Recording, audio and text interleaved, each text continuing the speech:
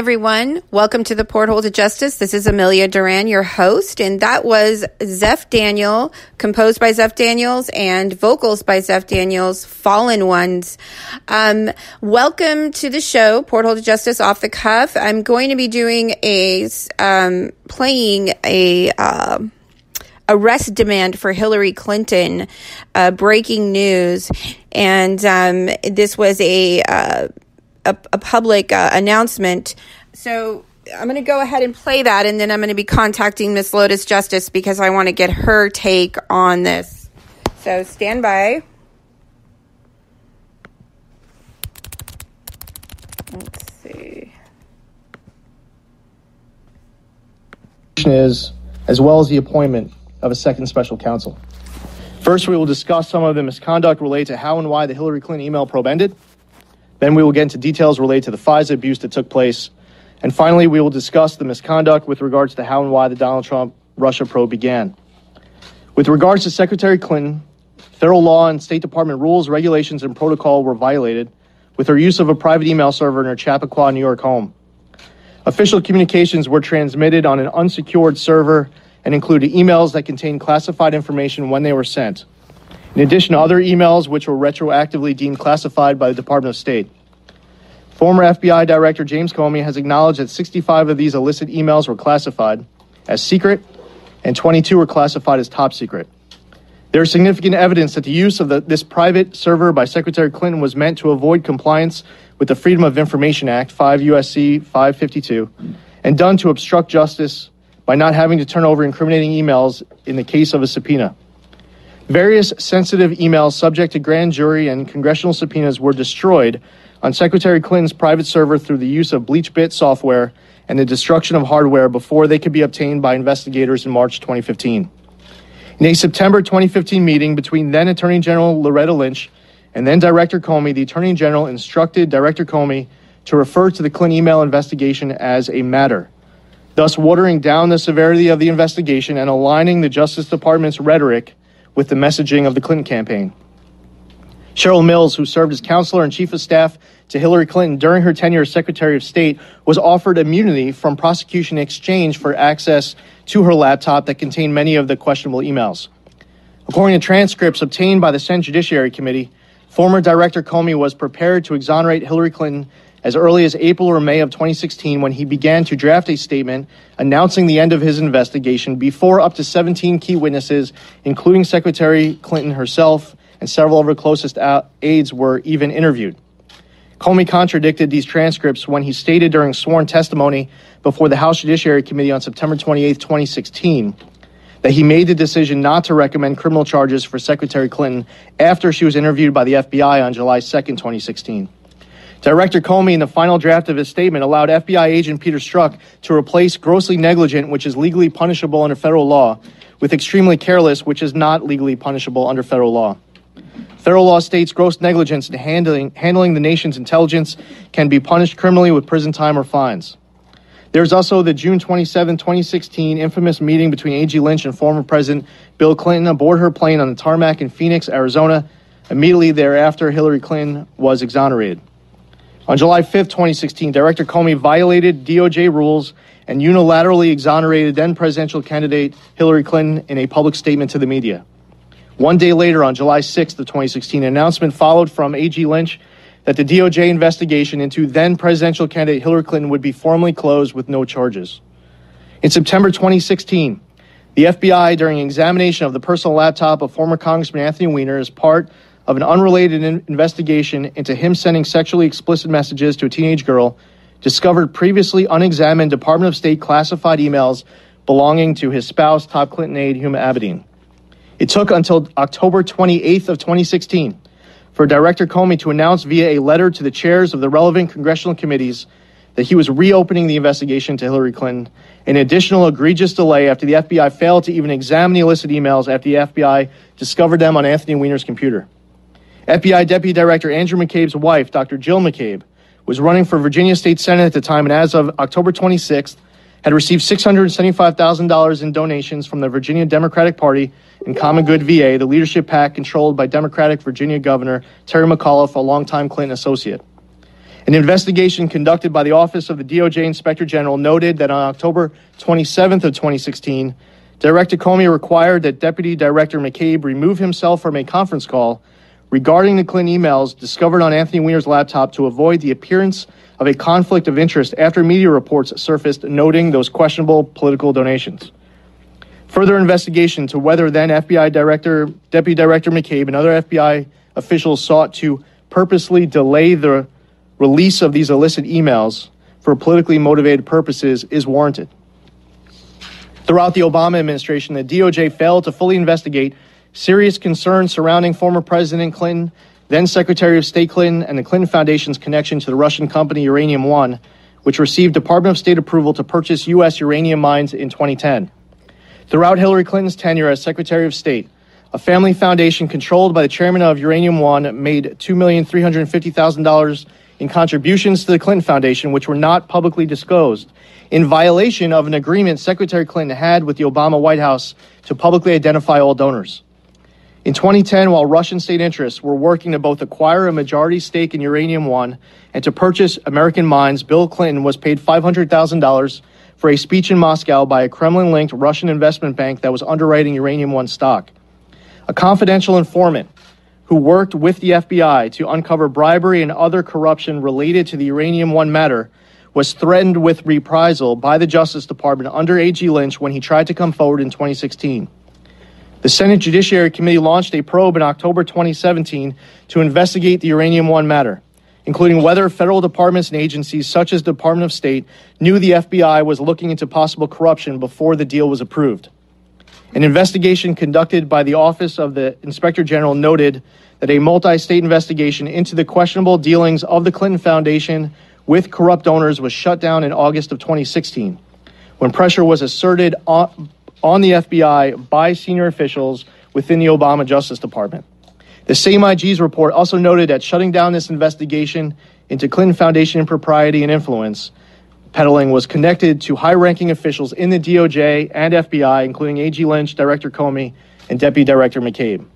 The same IG's report also found that Deputy Director McCabe, after consenting to the political pressure to shut down the Clinton Foundation multi-state investigation, attempted to later use unauthorized leaks to the press to create a false narrative that he was opposed to the closure of the investigation, that he did this in an attempt to salvage his reputation following revelations of questionable Clinton-connected money being donated to his wife's Virginia State Senate campaign.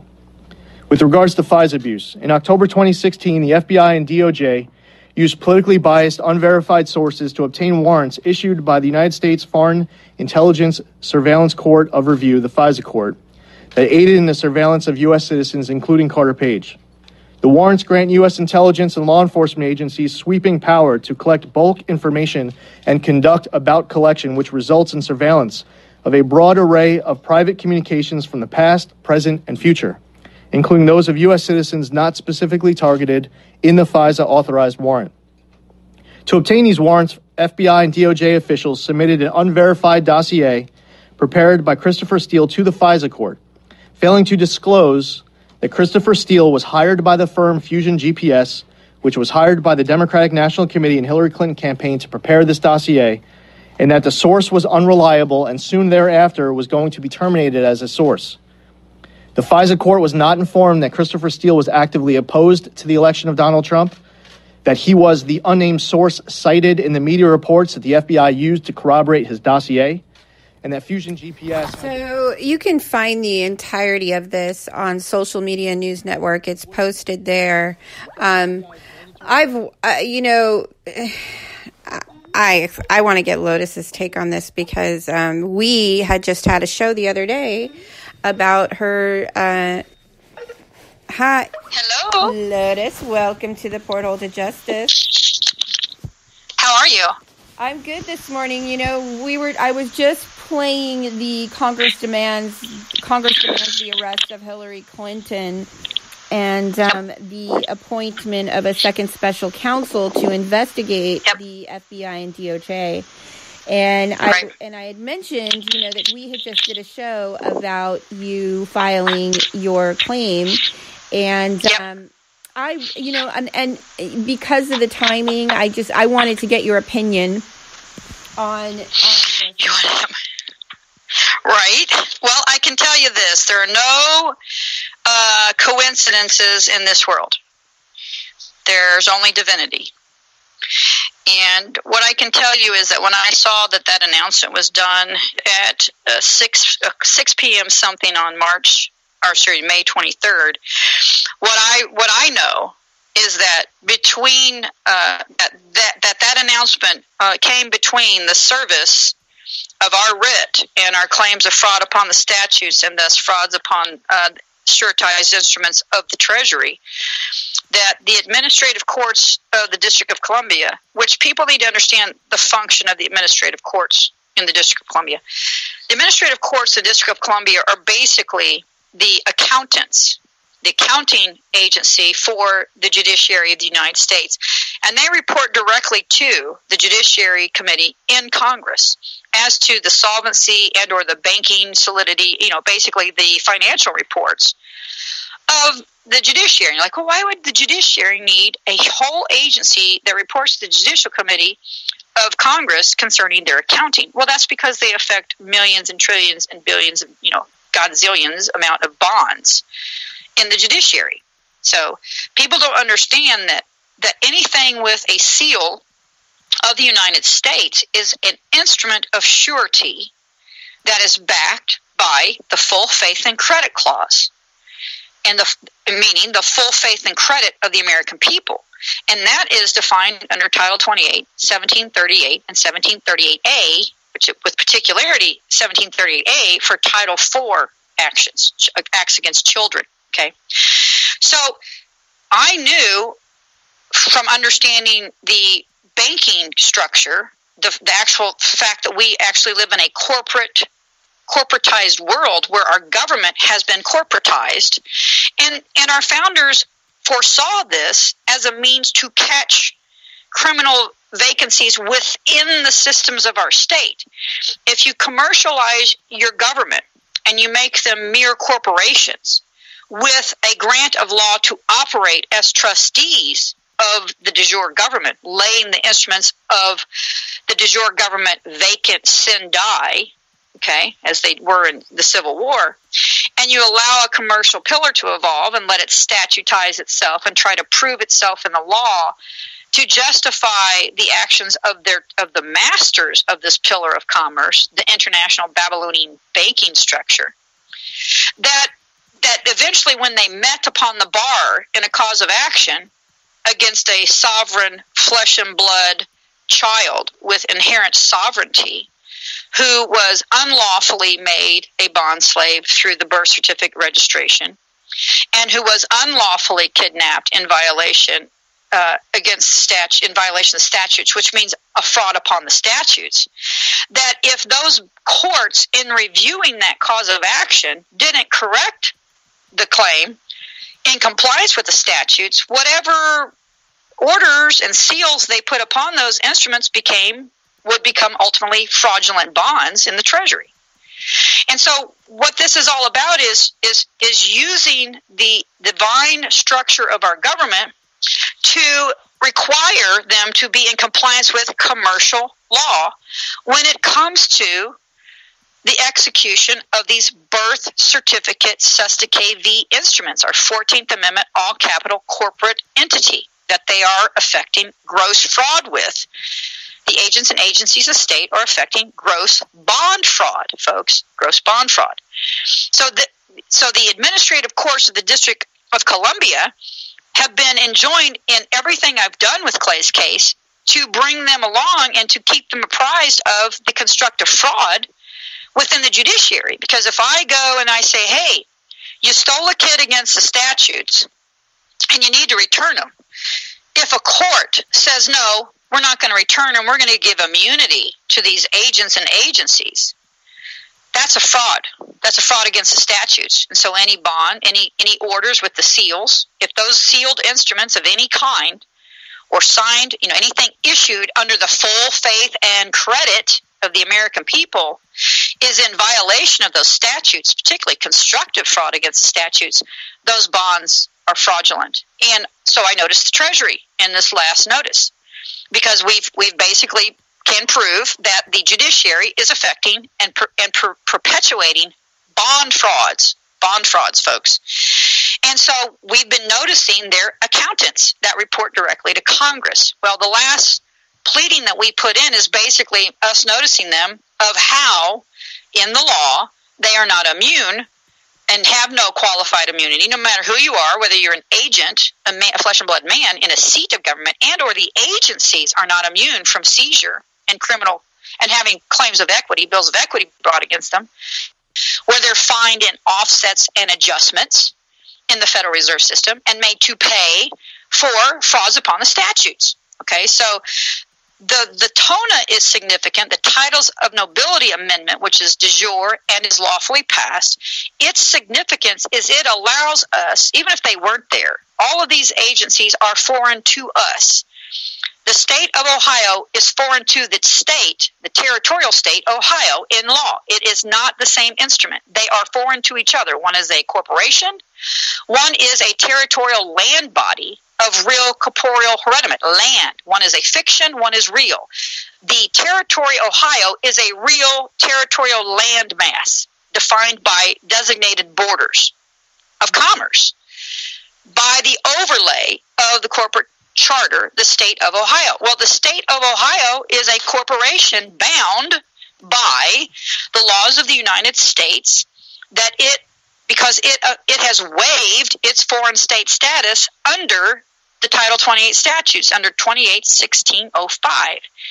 Anybody who affects commerce within the United States, and that's kind of a double meaning word, within the United States means within the territories of the United States of America, or within the corporate charters, the United States, the federal corporation, which are inclusive of the United corporate states, such as state of Florida, state of Ohio. So anybody who does commerce within the United States, applying that in both structures, both pillars of law, the de jure, real, flesh and blood, the de facto, fiction, things, fictio, if you do commerce within them, you waive foreign immunity as a foreign state and can be brought to the law of the United States. Again, a double meaning term. See, people don't understand that when an attorney or someone in law or trust law, any law, is talking about the word United States, you need to ask them which ones, because there are case law that define three United States. Well, these are case laws. We have bar associations that are no longer conducting investigations of gross misconduct within the judiciary. Right. And that's their job. And their job is they are the clearinghouse of our bankruptcy. When people bring claims against our estates proper through corporate action, through civil causes of action in the banking structure of our corporate overlay government, those courts are supposed to be, and the agents and agencies thereof, okay, and even the associated executive branch agencies of government, such as CPS, they are supposed to be making sure that they are always in compliance with statutes. I'm sorry? Oh, I was just saying Child Protective Services, CPS, because some of the listeners don't know what CPS is. But even the sheriffs have been brought into the corporate charter. Okay, so imagine if anybody paid attention. Remember when the churches were just going crazy because churches were being shut down and having their instruments seized in commerce because they were starting to come in voluntarily as 501c3 tax designation instruments. So churches started operating in commerce by electing to be a 501c3 organization. Okay. So when these faith-based groups, which weren't bound by law, by the statutory law or the commercial law, started willfully designating themselves as some type of corporate fiction in law through the tax registrations as 501c3 not-for-profits, yada, yada, they waived their foreign state immunity as spiritual centers under the de jure Constitution from exemptions of the jurisdictions of the laws of commerce. Okay? So these corporate states of X are not immune from being sued into bankruptcy if those instruments prove themselves to have evolved to be operating outside the statutes and outside the law in criminal conspiracy and contrived acts where they bring claims that are fraudulent claims against the statutes. What the judiciary has done, because the same people bringing the false claims, bar union members as esquires, as prosecuting attorneys and civil litigators and all this stuff, are being puppeted by their bar union fellow members by curing false claims that are not in compliance and are frauds upon the constructive frauds upon the statutes themselves. That is where the criminal activity of RICO grabs the judiciary, those courts as banks, because they're all banks. These are clearinghouse banks under the Bankruptcy Acts of the United States that are there to cure civil claims against our bankruptcy, against our estates. Now, we're under the presumption of being bankrupt because we've been fraudulently laden with a preponderance of fraudulent bonds. Okay, so what I have done is basically showed the Treasury that the judiciary is a fraudulent instrument and is affecting bond fraud willfully and wantonly, particularly in my son's case, and that they have perpetuated this fraud in 14 causes of action and in 7 courts, 8 courts really, if you include all of them, the ones we haven't defaulted. So, and that the proof of this fraud is prima facie on the record. Anybody who's learned in the law or knows anything about statutes can easily review the facts as I put them, because I'm not dumb. I was told never let them get off the page. If you have a fact of law, an attorney's always going to want to keep it off the record. That's their job. They don't want facts of law or facts. So fact versus a fact of law. Fact is, I saw him shoot her, okay? A first-hand witness is a fact, okay? If 2 people say, hey, I saw it too, that becomes a fact of law by witness of 2. Other facts of law are positive case law or cases that have been brought to the fruition of de jure and or de facto Supreme Court. It doesn't matter if they're de jure de facto. So positive law becomes a fact of law as well, meaning positive law being when a case was brought and it was adjudicated to its fruition and a court of proper jurisdiction, regardless of de facto or de jure, made a ruling and put forth an opinion based upon the facts presented and on the precedents of law that predated the claim. So that's how positive case law becomes a fact of law. Okay? In the common law, positive case law can have an effect of a fact of law. If it's basically, okay, so a statute gets challenged, they say, hey, the statute's unconstitutional. That becomes a fact of law. Guess what? All those bonds that are affected that said before that statute is proper, they're no longer really good. They're not good at all. Mm-hmm. If, however, you bring a claim of a statutory fraud and you bring it before the court that took your kid, say, hey, you took my kid outside of statutes. And they go, oh, too bad, we're going to put a seal on this anyway, and we're going to give immunity to the people who stole them. They did that in 7 courts in 14 cases. Okay.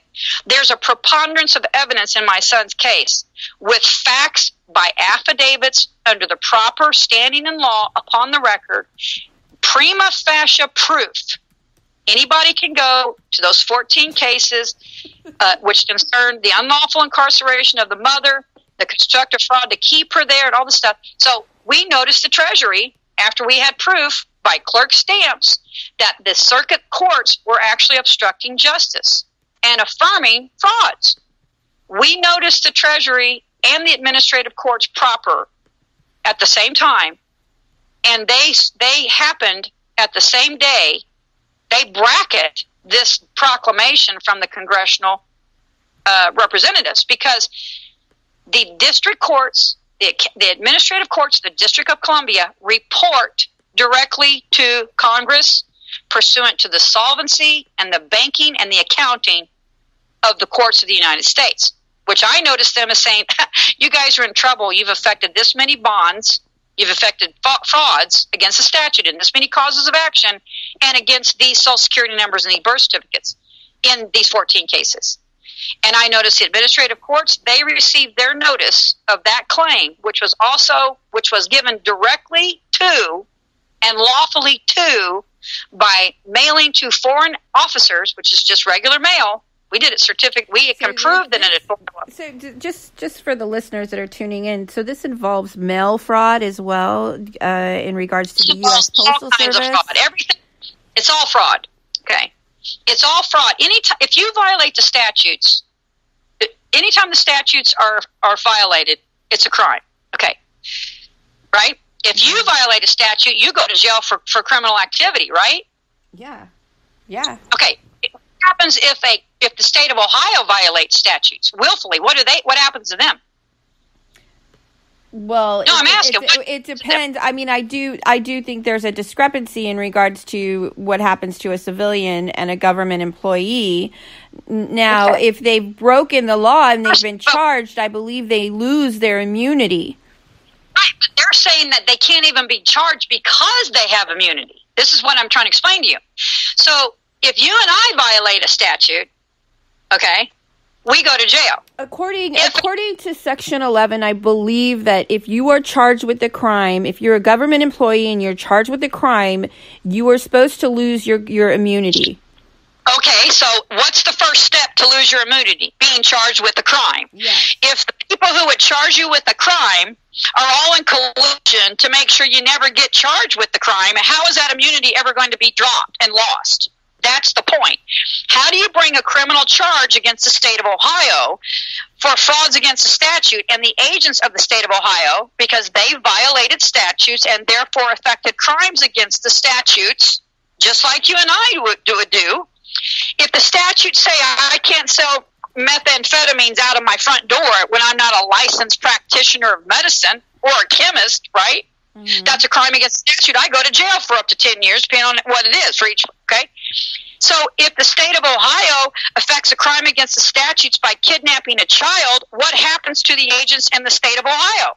According to their bar union judiciary, what happens to them? Nothing.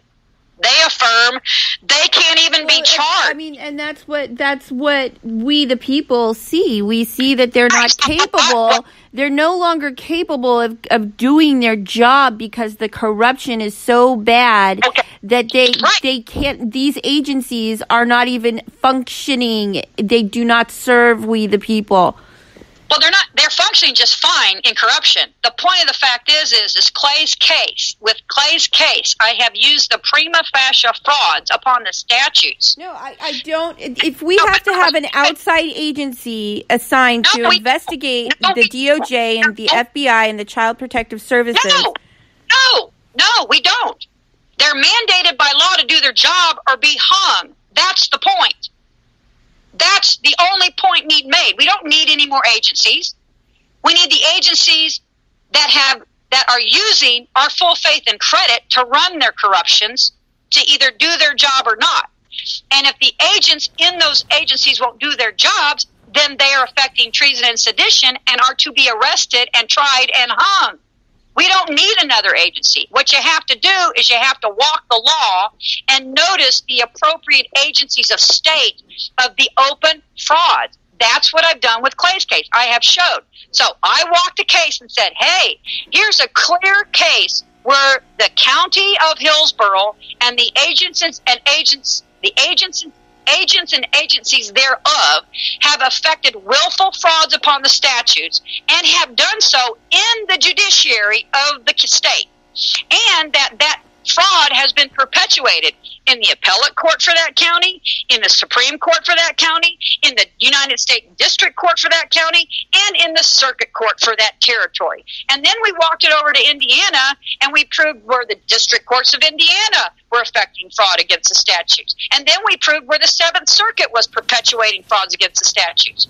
So now I have two circuit territories, let me finish, who say, we're going to affirm frauds against the statutes and apply immunity to the people who affected it. So what you basically have is a government who thinks that they can violate the statutes and affect bond fraud against the statutes But people who are poor and disenfranchised, who just happen to get caught with a Pepsi bottle and a cell phone, and even particularly some Sudafed, could buy in a tube. But you only have to have 3 components for making methamphetamine. That includes a Coke bottle, a lithium battery, and Sudafed. You could have that in your car. Anybody in the United States who stopped with up to 3 instruments that could make methamphetamine, you don't even know how to make it, right? You have no idea that those 3 things are components to make methamphetammetamine. It's that simple to make it in your kitchen. I don't know the chemistry of it, but I know that it's very simple. I personally have never. I have no knowledge. No knowledge. I don't know how to make it either, but I know that those 3 components that you need. You only need the law in most states. I know that if I have to buy Sudafed, that I have to show my ID, and right, because you need the amphetamine. So you need an amphetamine source, a pop bottle, and a lithium battery. Those are the 3 first components you need. That's all I know about methamphetamines. But I know you only need those 3. Anybody at any time can be pulled over in a car and have those 3 things. You have a cell phone on you, right? That's a lithium battery. Mm-hmm. And your purse, you happen to have some loose Sudafeds. That's amphetamines. Oh, and you have an empty pop bottle, a plastic pop bottle in your trunk.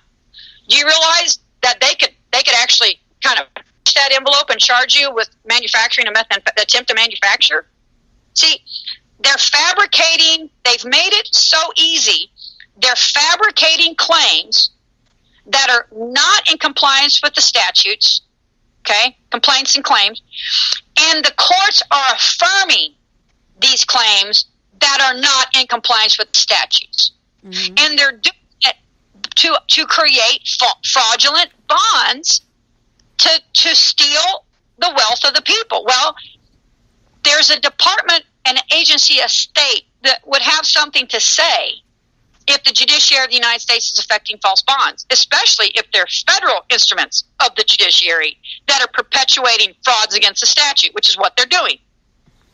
The judiciary of the United States, all the way up into 2 circuit systems, have perpetuated frauds against the statutes and affirmed openly upon the record that frauds, that if the state of Ohio or agents of state affect frauds against the statutes, inclusive of the judiciary of the state of Ohio, that they have implied immunity under the law. Mm-hmm. That the bar unions have been banking on their whole lives. We're immune. We're above the law. We're agents of state.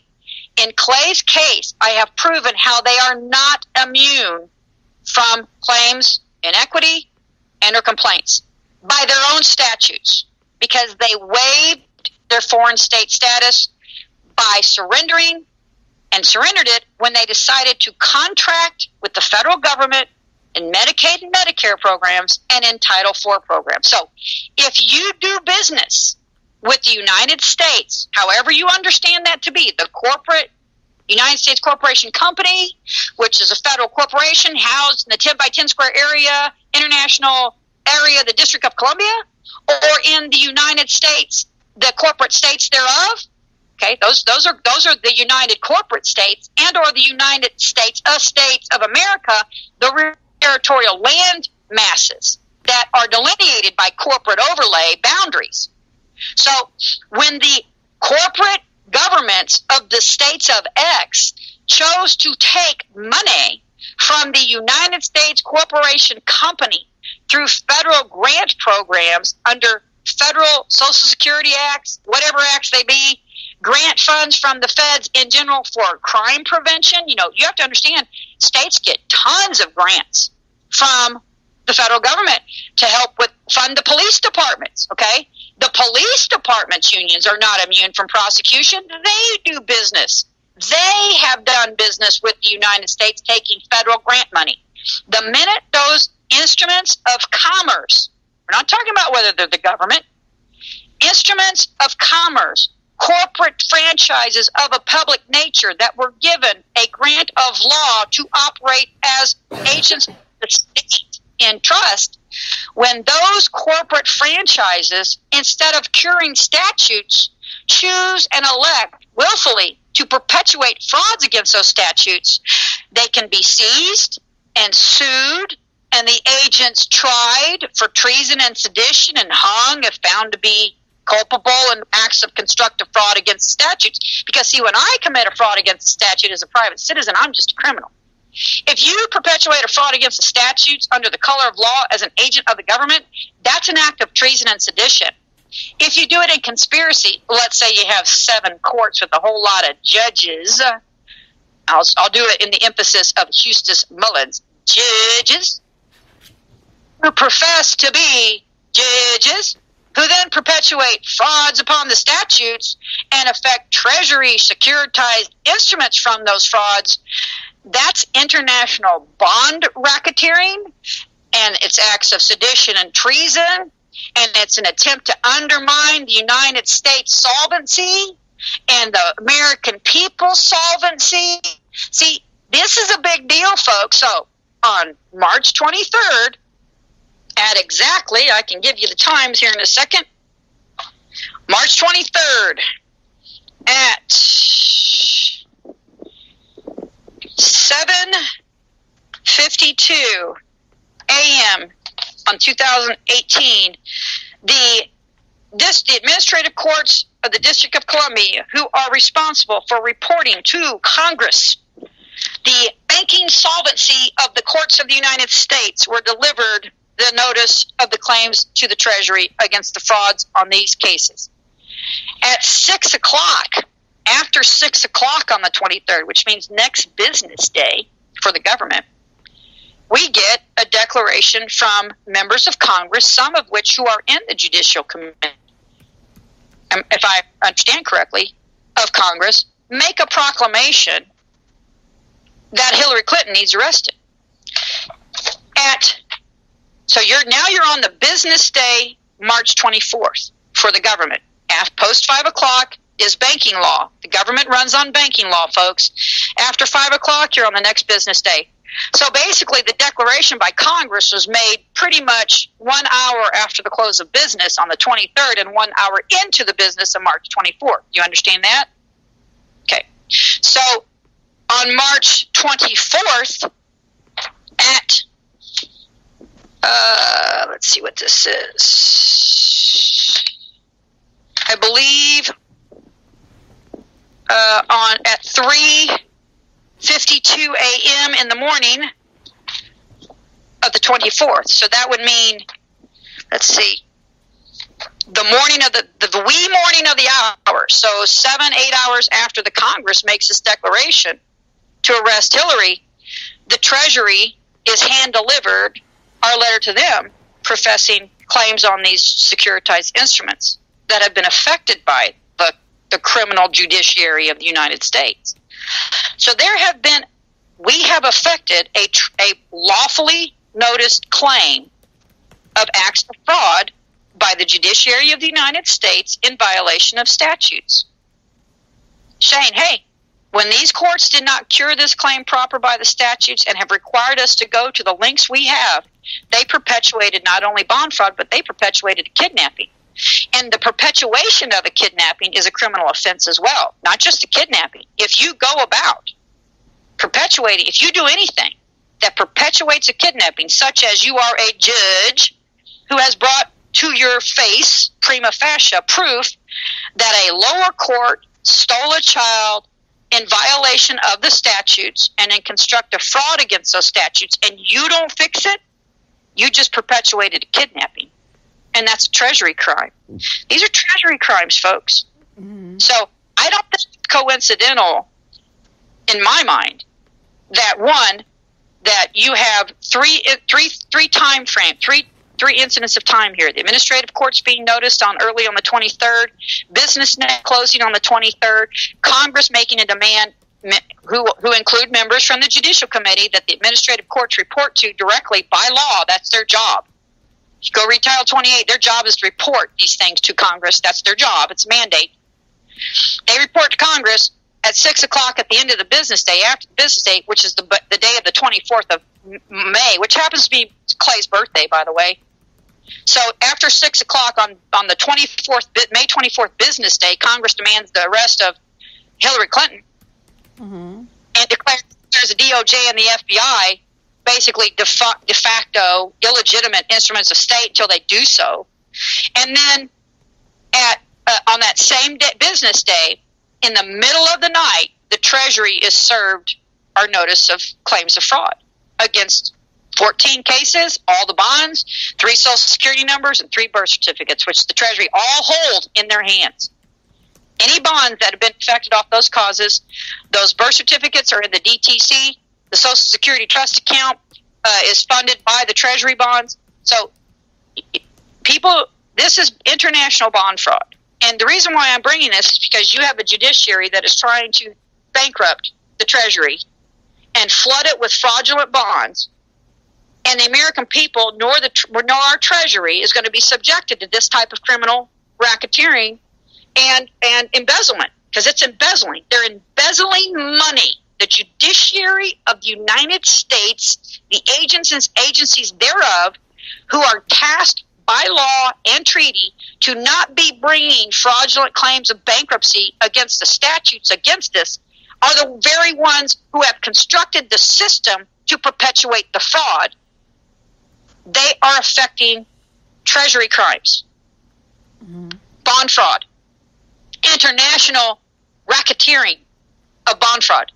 It'd be no different. Can you imagine if a bank was affecting billions, trillions of dollars of fraudulent loans? What would happen? Would they say, well, they're immune from prosecution? That bank is too big to fail. Okay, we're not even at a too big to fail, because we have the precedent. Whenever something is declared too big to fail, you know what they're supposed to do by law? They're supposed to seize it as an instrument of law, literally seize it as a criminal enterprise, as a criminal corporation. If it's too big to fail, the reason why it's criminal is because the people in the seats, right? So if you take the people out of the CFOs and the CEOs of these banks affecting the fraud, and or whoever else, the bank managers, the mid management, anybody in those instruments need to be looked at to see if they've been culpable in fraudulent activity. So Lotus, you seize books, you seize their franchises, and you clean, repair, and replace. We know that they're operating in constructive fraud. What do you predict? So they've made this public announcement. What do you predict is going to be happening? Well, what I'm trying to explain to people about the walking the law, the reason why, in my mind, no attorney or state or judge or corporate fiction that holds a state franchise of a public nature has ever been held accountable for their frauds, and they've been allowed to just do it and think they can just do it openly, grossly at this point. These probate courts seizing our children are operating totally outside the law. They have no authority to be touching those children. Those children have never waived their foreign state status. And your foreign state status cannot be waived for you by someone making you a commodity. Okay? So if they have never waived, if all of our children have never willfully waived their foreign state status and decided to operate under those rules and guidelines of United States commercial instruments, then they have no jurisdiction. They're exempt from the laws. Okay, Title IV is a federal statute. If they have never waived their foreign state status, those federal statutes don't apply to your children. They don't have personal jurisdiction over your children except by the perpetuation of the criminal acts of the people who bonded them in the first place. The bar unions and the esquires operating on behalf of foreign bankers to Babylonian slave trade your children. So in Clay's case, I'm the first person, I promise you, of flesh and blood, be an attorney or not, who has proven upon the record that what they're doing openly and willfully in the presumption, it's called presumption, an implied presumption that they have authority over these kids, is prima facie in the law a constructive act of fraud. The presumption to go get these children and seize them as instruments of their property when they really are foreign states exempt from those laws is an overt constructive act of fraud by the law. But no one's made that argument because that would be giving up the skinny. Then the whole thing would crumble and they couldn't baby traffic people people, then the criminals. So I've proven, one, that you're violating the law by bringing these babies to your forums as though you own them whenever they're not subject to those laws in any way, shape, or form. That's the law. These babies have never waived their foreign state status under 1605, Title 28, 1605, in any way. Just because they've been made a commodity. You know what burns me up about this whole thing? Kamala Harris went, it was so contrived and so staged, these press conferences that they're holding. And she said, she wanted to know more about these practices and where these children are being placed or whatever, quote unquote. And right.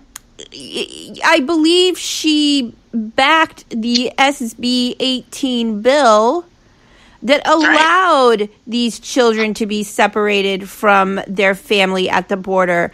She's very much aware. I believe the bill passed in 2015 or 16. Anybody can look it up. You can just do a Google search for Senate Bill 18. She's very much aware. And I believe she even backed the bill. Absolutely. Well, and you know what reminds me? Okay, you know how in a relationship, whenever the person who screams infidelity is usually the one doing it, like that seems to be like how things work. This is how these agents operate. What's funny is, you can see this in the Trump thing. Everyone that was screaming, "It's the Russians," were the ones working with the Russians. That's really the funny part of it. People are starting to understand. You know who the Russians are? They're not Russians. It's called communists. They're fascists. They're not fascists. The fascists did it. But you know who the fascists are? The bar union. In the 1950s, the bar unions were declared in congressional record to be the bulwark of the Communist Party. The bar unions of the United States were declared in the 50s and 40s on the congressional record to be the bulwark, which means the founding instrument of the Communist Party. Guess what? That's because they're the Communist Party all over the world, but they call it the Communist Party, but they're not communists. They're fascist, folks. So put this, bar union members are the bulwark of fascism. That is an accurate statement sociologically. And they exercise their fascia, their union, their singular fascia rule in all the banking all over the world, which affects Babylonian slave trade. So your bulwark. So when they say the Russians did it, when it comes out of their mouths, what they're really saying is the attorneys did it. The attorneys did it, and they did. The bad ones, they're hiding in these unions. Just like we were just talking about Mr. Vissner's case, where he found out that there's this secret union document produced by the police unions. I don't remember the name he calls them, but they have a name for them. And they send out these memos all over the United States, folks, through the police unions, where they put in their personal slanderous opinions of you and present it as though you've been convicted of these things. So basically, it's basically like slanderous ex parte testimony about your character and how they should all attack you. So it's kind of like But the thing is, Lotus, my point is regarding these, staged press conferences and announcement, oftentimes nothing comes of it, these investigations. And so we've lost confidence. Kamala Harris is the founder of the Children's Bureau of Investigation. And when I founded the Porthole to Justice, I think it was around the same time that she opened up her office in California. And I think it was around 2016, we had a lot of the parents in the Porthole to Justice submit evidence of corruption and fraud. And all of them received back uniform letters that their cases didn't qualify for an investigation, and they were referred. Where did you send those to? The Children's Bureau of Investigation in Los Angeles. Well, you should have sent them to the OIG under HHS. Well, that's what we need to do. We need to post the template. Through simple. But my thing is they stage these press conferences and nothing else comes of it. That is as if that's supposed to satisfy the public. Okay, Remember how last time we talked about tools and shills who are put forth there to make the American people think things are different or changing or something is when it isn't, and they create these false instruments, these organizations saying they're for the common law. Someone called it Anna von Ritzcraft. I thought that was great. Someone on my YouTube channel, Anna von Ritzcraft. I thought that was amazing. I don't remember which one of my people that listen to my stuff, but I was like, that's what it is. It's Anna von Ritzcraft. It's where they put some shill. The person is the person or the agency, because to me, Anna von Ritzcraft is a group of people. It's not just one woman, and they may put a face on it. It's kind of like your bond, the guy you paid your bail bondsman. That bail bondsman, he's a nice guy, acts all cool and everything. He's bad, but guess what? His boss is the esquire that owns his bail bonds. His name's on the corporation charter, but if you look at the registered agent and or the actual owner, it's usually an attorney, because you need an attorney to write bonds, folks. That bail bondsman is not writing the bonds. His boss is. Okay, so they put a face out there. They give you an organization or an agency that says, we've been looking into the titles of nobility Tona, and we find it in all these state publications of state, but we can't find any proof of it in the federal record. Well, guess what? Within 6 months of me actually going through getting basic stuff, I was able to prove that it passed by state papers. Okay, you want to tell me how 20 years of these organizations who said, with these puppet shill faces on them, we're an organization and we're for the common law, and we've been looking into this, but we haven't proven it, but we think it's still there, making you believe that it's not a provable thing, and in 6 months, less than 6 months, I can buy the books, find the state papers, and write a writ and put it on the record in the international courts proving it happened. How is that possible? 30 years versus 6 months. You know how it's possible? The people in those positions and agencies were either incompetent on how to do research or were shill fronts to make the people believe something that wasn't true. What happens, and this speaks to the quality of our realm. If you think it's your government, but it's not acting like your government, is it your government? No. If it says it's the state of Ohio, which that's one thing. That's a government, that's the presumption is that's a government agency that is doing something for you, and you think that they're doing something within the law, right? You assume because it's the state of Ohio and it's a government agency that they are operating lawfully. Well, what if instead everyone in that commercial corporate instrument that has affected commerce within the laws of the United States, it has become a criminal enterprise overrun and cooed by corrupt bar union members, esquires that are members of an international fascist union to overthrow every republic government that ever is created by bankrupting their treasuries. What if that's what they are? In my humble opinion, just from my observation, I believe that agency needs to be audited for how many caseloads they are currently investigating, how many have they investigated. I have concerns that it's just a platform to prop her up for running for governor. Oh, absolutely. Let me tell you, every person I've ever named, this is really funny. In my case, the sheriff of the county is personally liable. Okay, he is personally liable for what he did. He's the master of servants. So is the mayor of the municipality. And the police, there's called masters of servants liability. That's why the Pope is liable for his esquires, and the Queen is liable for the crimes of the esquires. Okay, so that's where we're going with this. So he's culpable, and he's been sued. He's on my case files in D.C. Okay, he ran for mayor or something like that. Okay, Mike DeWine is named in Clay's case because he is the general of the attorneys. Okay, that's what the attorney general means. He is the general of all the attorneys in the state of Ohio, corporate fiction, who operate in commerce as a union to, quote, for the benefit of the people, right? But instead they're affecting frauds against the statute. It doesn't matter if he didn't have anything to do. Personally, he didn't order the lower courts to do it, but guess what? He had a fiduciary duty to make sure all the attorneys, even in their judgeship, were not affecting crimes. Well, consequently, we the people have lost confidence in all of these agencies, effectively. I mean, so... And that's the point. That's the point. And so guess what Mike DeWine's running for what? Mike DeWine's running for governor now, right? Remember? Mm-hmm. So that's what they do so Hillary was under investigation. You have to remember this. Hillary ran for president hoping because what they do is they put these people deeper into the fraudulent system, hoping it will protect them through these declarations of implied immunity. You have to contemplate that maybe Hillary Clinton ran for president hoping to win, to fix the win, to try to keep her from being brought to trial for all of her crimes, hoping to bury it through becoming president. So that is a standard pattern.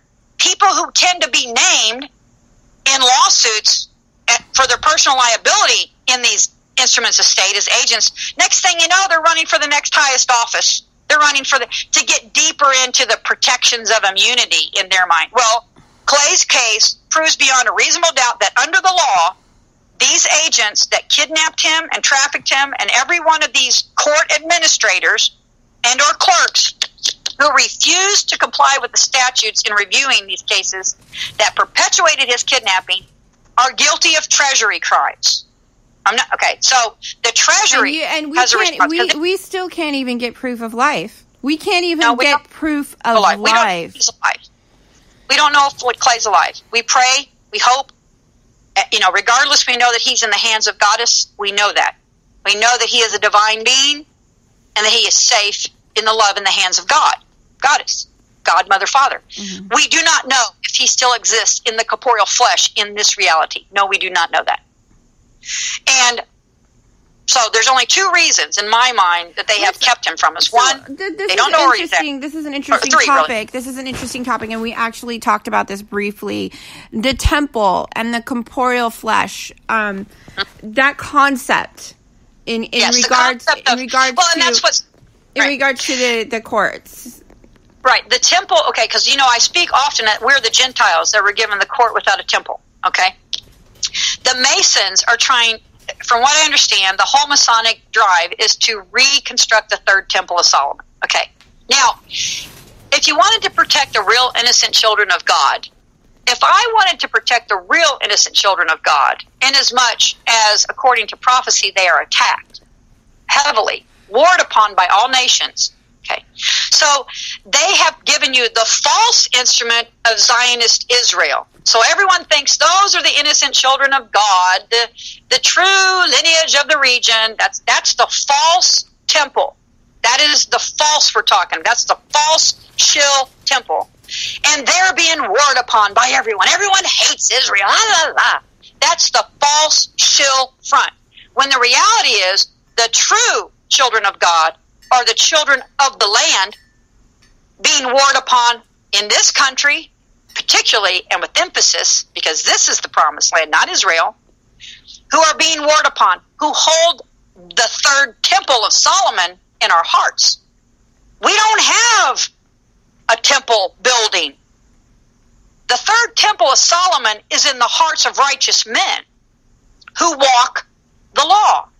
Okay, and let me explain the fourth crown here, because I want people to understand what the fourth crown is. The fourth crown is a crown of law, independent of all other, it's independent. No other crown has jurisdiction over what the fourth crown establishes.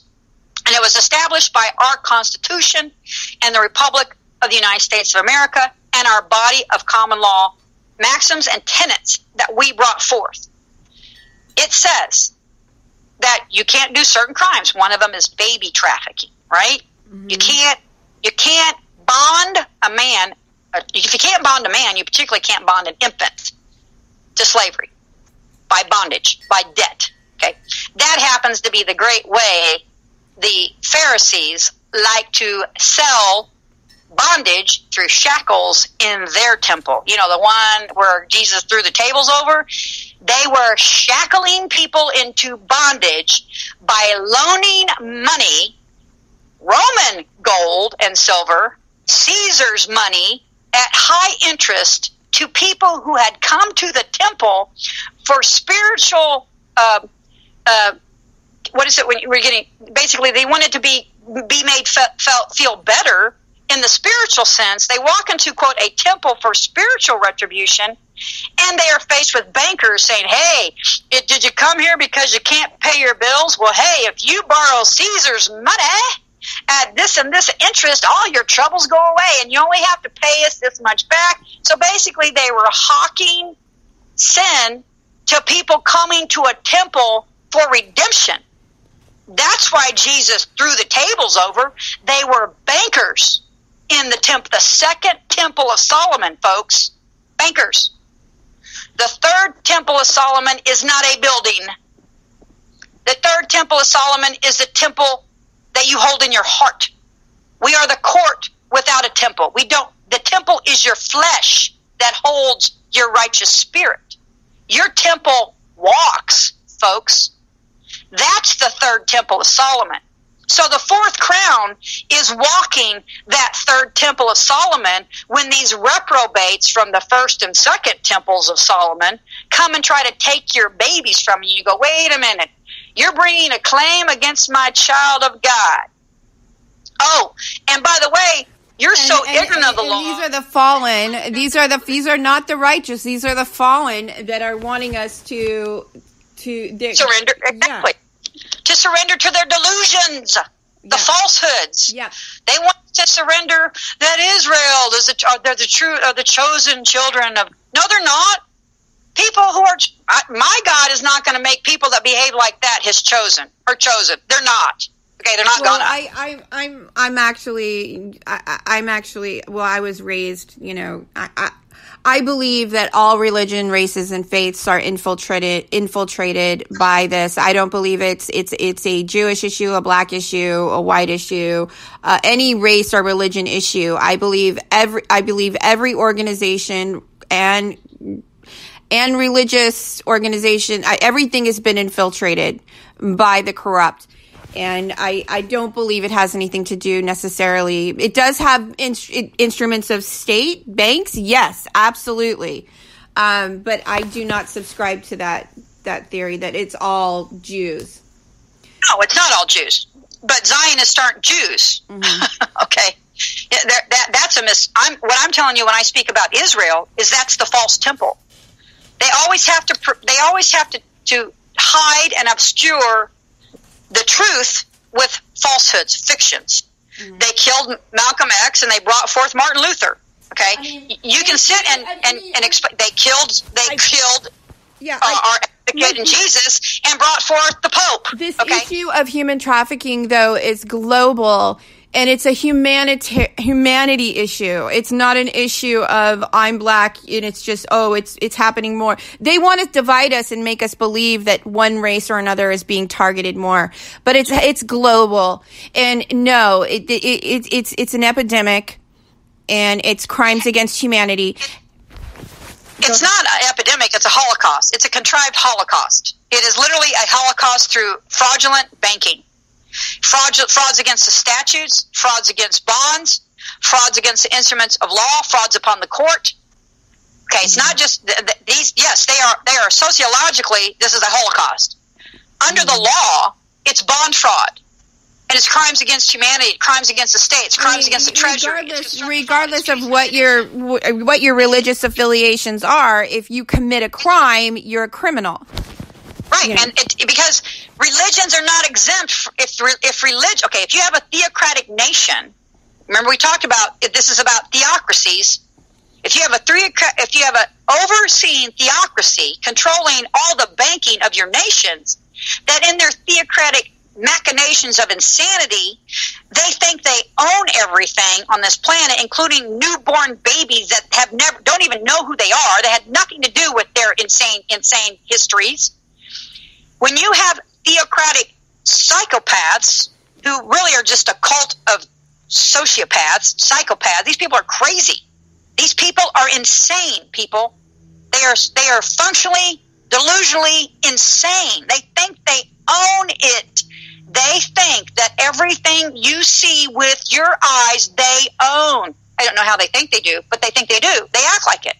They walk around like it. But the fact of the matter is they own nothing. They only control what they do. They control it. They don't own it through force, tyranny, fraud, corruptions, treason, sedition, constructive fraud, lies, murder, mayhem, war. They don't own anything. They're merely occupying instruments through fraud and crime. Okay? So these philosophical, eschatological, arguments about spirituality, they all have a practical application to them in the law. That's what the law was there for. We brought forth written law for the purposes of writing down what men of logic and reason should do. When you go read a case law from let's say you go read Penhallow v. Doan's Administrators. If you know philosophy, you realize all that law is when a man and woman of enlightenment and or reason walks truth of all men in maxims and tenets of law, of philosophy, maxims and tenets of philosophy.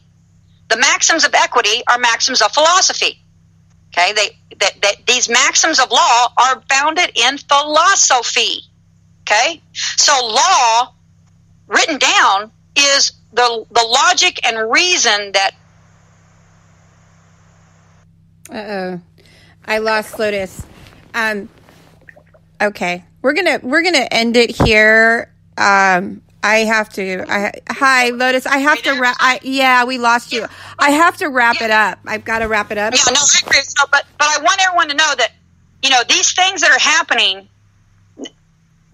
There's proof on the record that the judiciary is affecting statutory frauds in these cases, and until that averment has ever been made, I don't believe, per my understanding of law, that these instruments of Congress that want the law to be fixed had the power in law to do it, because the judiciary has always affirmed that all of their agents and their conspiratorial union members were immune from prosecution. Well, if I can prove that those conspiratorial union members affected Treasury crimes, the judiciary has nothing to say about it. You get that? Nothing. Because they're merely a corporation. They are just corporate banks doing offsets and adjustments against our bankruptcy. So I'm hopeful that what happened last week will bring some very severe changes to our structure of our government in quick fashion. I'm hoping dominoes. Well, I am as well. I am home before the 4th of July. Yeah, and I mean, if we see Podesta get arrested or we see Hillary get arrested, I'm definitely hopeful that we will be restructuring our government and there will be. Right. Yeah. The law and law mandates them to do that. That's what I'm going to tell you. The law has been established that removes this implied immunity hooey from these agents and agencies and allows the executive branch to execute, because Congress is under the executive branch really at this point de facto. Mm-hmm. It allows them to actually bring the full force of the federal construct upon them for their criminal activities within the states. Well, we the people, it's so much is, we just have complete lawlessness. I mean, we see police breaking arms of people that aren't even resisting arrest. I mean, it's just all of this. I mean, this isn't acceptable in a civil society. Like, it's crazy what we're seeing. And I want to thank you, Lotus, because I know that it's not our regular day, and thank you so much for taking time to come on the show. And we will be following this and profiling it on the show and discussing this further. So, yeah, I got to wrap it up. One last thing. Remember, the reason why it catches them is the full faith and credit. Full faith and credit. And under our faith, lawlessness is a sin. St. John established this in the first epistle of John. Lawlessness is the sin. Not the sin is lawlessness. Lawlessness is a sin.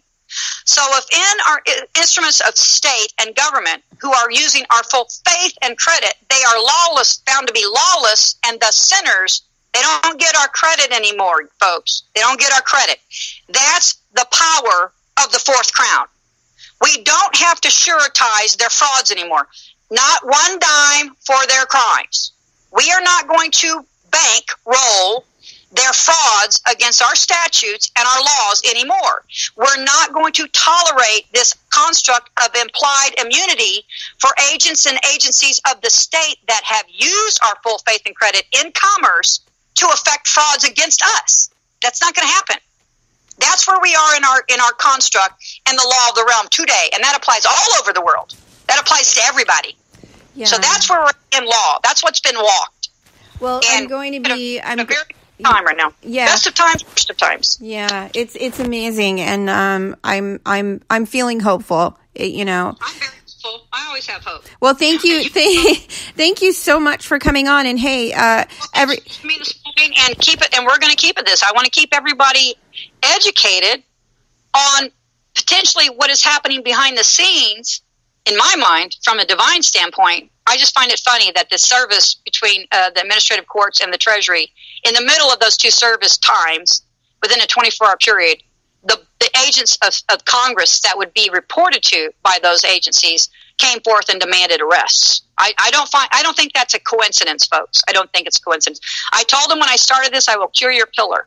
I'm curing their pillar so that they have the power, so that the good people within their pillar can follow the law when they want to and hold these criminals within it accountable for their crimes. They've been prevented as well, folks. The good people in our government have been prevented by the professions of this international fascism from bringing these criminals within our instruments of state to justice. I have given them the power. They're also limited in their capacity because they're compartmentalized in their jobs, so they're limited in their capacity of what they can do. And yet wields, and yet who wields and controls all three branches of the government, the fourth branch, the American people.